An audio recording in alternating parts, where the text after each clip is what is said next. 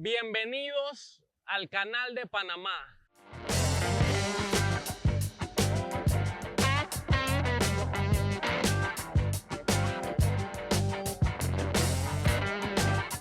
Yo soy Fish y hoy vamos a embarcarnos en un fascinante recorrido por los sitios más importantes del canal de Panamá. Acompáñenme mientras descubrimos la increíble historia de esta obra maestra de la ingeniería. Desde su inicio como un ambicioso proyecto francés, a convertirse en un sueño hecho realidad por los estadounidenses y finalmente en un orgullo nacional gestionado por el pueblo panameño. La idea de hacer un canal que conectara el Océano Atlántico con el Océano Pacífico ya había estado en la imaginación de muchos gobernantes y exploradores desde el siglo XVI. En 1534, el rey Carlos V de España ordenó un estudio para considerar un canal a través del Istmo de Panamá, pero la falta de tecnología, el terreno montañoso y los desafíos sanitarios hicieron que el proyecto no fuera factible, a pesar de que se realizaron diversos estudios para identificar una ruta viable.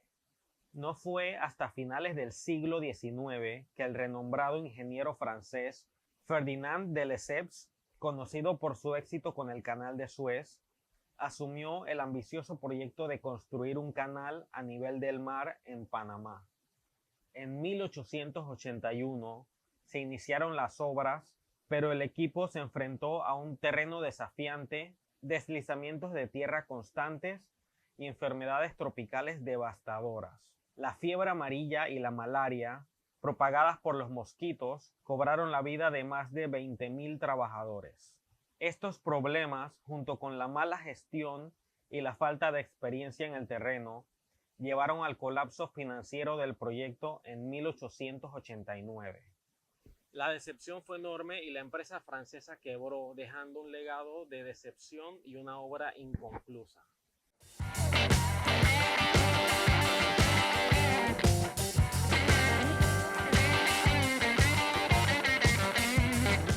Bienvenidos a Miraflores.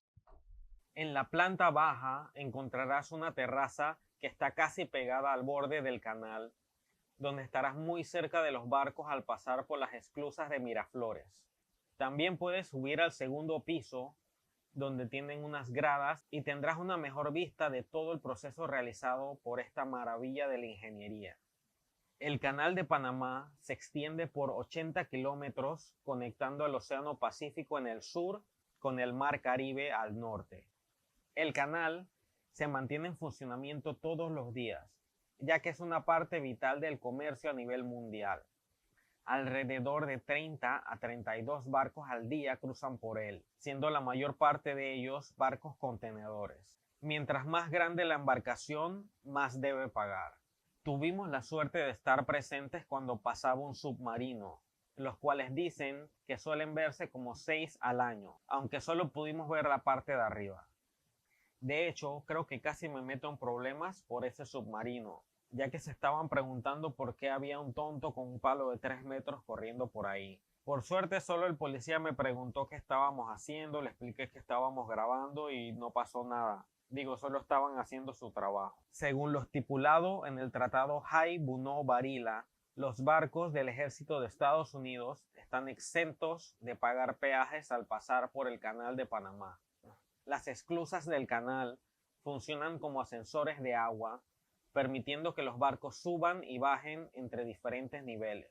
Cuando un barco entra en una cámara, las puertas se cierran y se llena de agua que proviene del lago Gatún, elevando así el barco al siguiente nivel.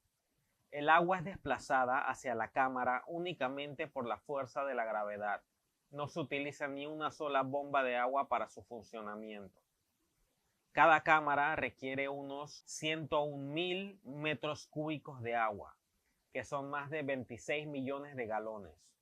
Se utiliza exclusivamente agua dulce, por lo cual los bosques alrededor de la cuenca del canal son de extrema importancia para atraer la lluvia. Una vez igualado el nivel del agua, las compuertas se abren y el barco avanza a la siguiente cámara. Este proceso se repite hasta que el barco cruza el Istmo de Panamá. Para el descenso, se invierte el proceso, drenando el agua de las cámaras para bajar al barco a nivel del océano.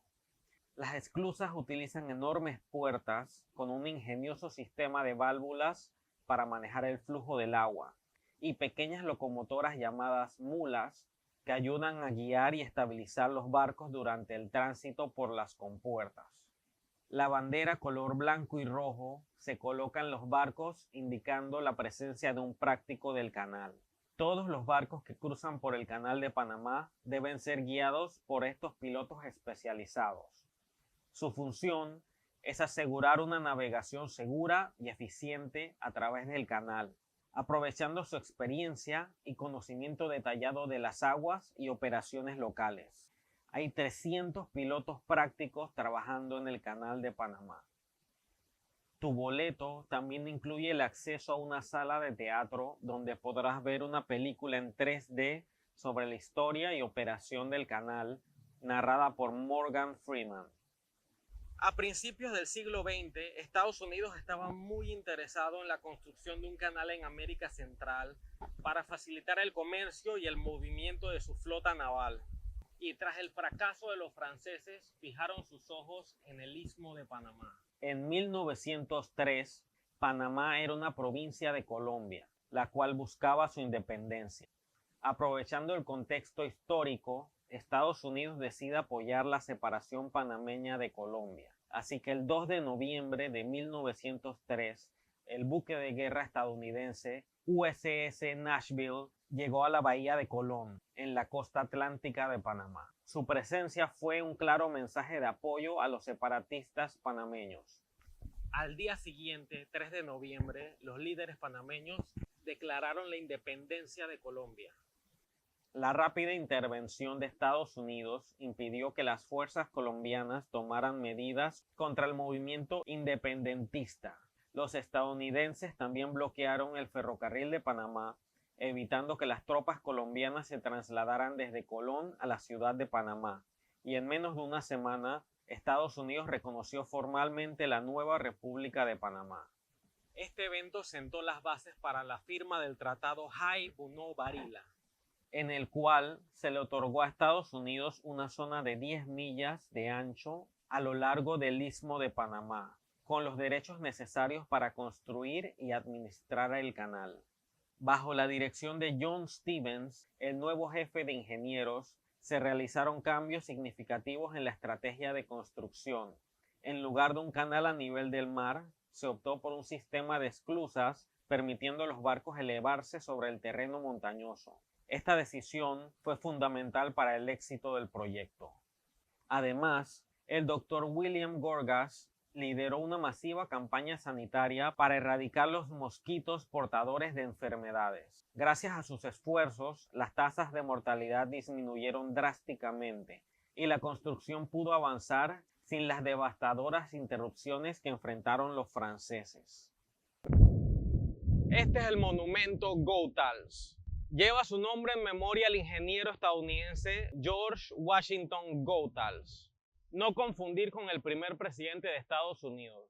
Fue un ingeniero y oficial del ejército estadounidense encargado de la construcción y la apertura del Canal de Panamá.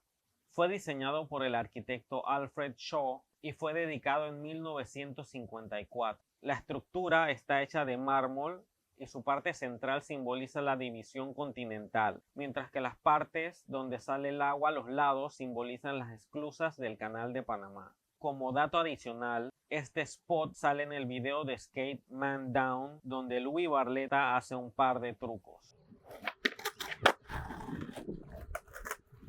En 1907, George Washington Goethals tomó el mando, supervisando la construcción del sistema de esclusas y asegurando que el proyecto se mantuviera en marcha. La excavación del llamado Corte Culebra, una de las secciones más difíciles del canal, requirió la remoción de millones de metros cúbicos de tierra y fue un hito en la ingeniería. Se dice que si llenaras vagones de tren con la cantidad de tierra y roca que fueron extraídos, podrías hacer una línea de vagones de tren que diera la vuelta al mundo 4 veces. El sistema implementado por los Estados Unidos consistía en 3 juegos de esclusas: Gatún, Pedro Miguel y Miraflores. Este sistema permitiría a los barcos cruzar el istmo a una altura de 26 metros sobre el nivel del mar a través de las montañas. La construcción de las esclusas fue un desafío titánico. Se utilizaron toneladas de hormigón y acero, y el trabajo de miles de trabajadores de diferentes nacionalidades fue crucial para completar el proyecto. Finalmente, el 15 de agosto de 1914, el Canal de Panamá se inauguró oficialmente con el tránsito del barco SS Ancón, aunque la ceremonia pasó desapercibida a nivel mundial, ya que solo unos días antes había iniciado la Primera Guerra Mundial. El canal no solo revolucionó el transporte marítimo, sino que también simbolizó el poder y la determinación de la ingeniería estadounidense.